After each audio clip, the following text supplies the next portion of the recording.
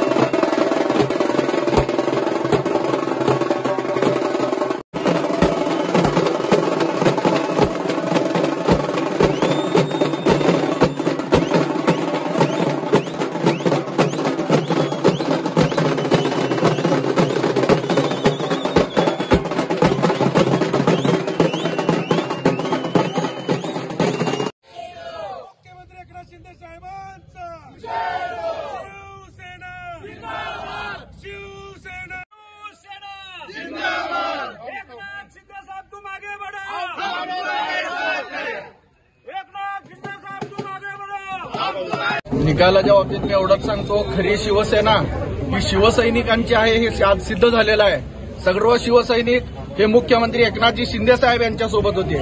बाळासाहेब ठाकरेंचा विचार घेऊन जी शिवसेना पुढे चाललेली होती त्याच शिवसेनेला न्याय हा कायद्याने मिळालेला आहे।